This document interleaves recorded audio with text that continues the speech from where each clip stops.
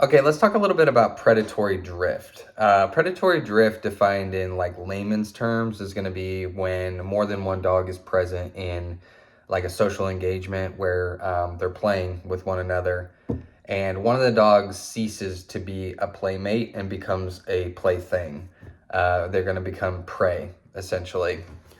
It's important to note that all play in your dog has its roots in predation. So when your dog chases you, chases your child, chases another dog, chases a ball or a toy, that is that has its connections to that process. But they don't always like catch and kill you or your child or your another dog, right? They don't complete their prey drive sequencing. You want to be really keenly aware when you have a dog, when you live with a dog that has been bred to kill things, or that has traditionally been bred to kill things.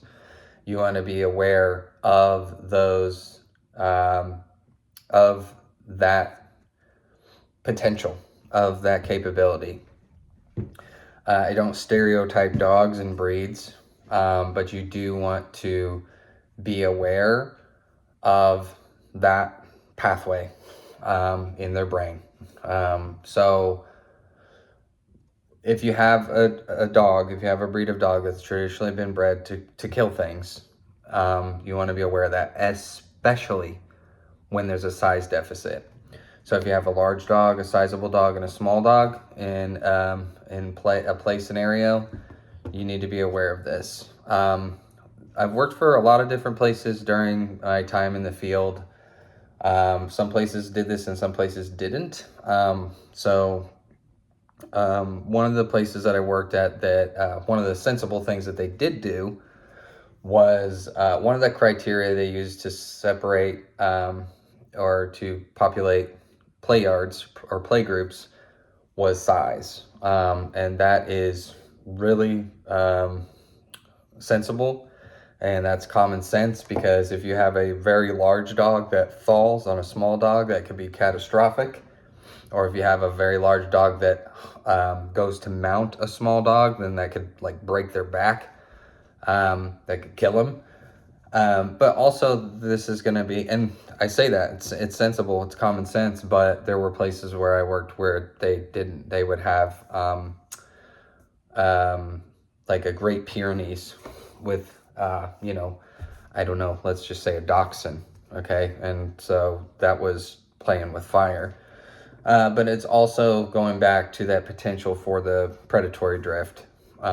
So for predation to occur in the play yard or in a play situation. So when a small dog shrieks, yelps, cries, cowers, hides, takes off and gives chase to other dogs, that can flip a switch in some dogs where that prey drive sequencing is going to kick in, that predatory drift takes over, and all it takes is they chase it, catch it, shake it, kill it. And this can even happen with like smaller dogs, relatively smaller dogs like a Jack Russell Terrier, can even kill a dog of comparable size. So a dog of comparable size, probably a little bit smaller, but they can still catch it, shake it, kill it. So you just want to be aware of the potential for this phenomenon to occur, and you need to make an informed decision on where you're taking your dog, who you're entrusting your dog, if it's involving play scenarios and play yards like this, or if it's in your own home, or whatever the situation may be. You need to decide what the best course of action is if you have a multi-dog household with size deficits in place, or if you have any situations that are being presented where you have size deficits in place, or any of the things that we've mentioned in this video. And I'm going to cease rambling right about now. If you've made it through, thank you for watching.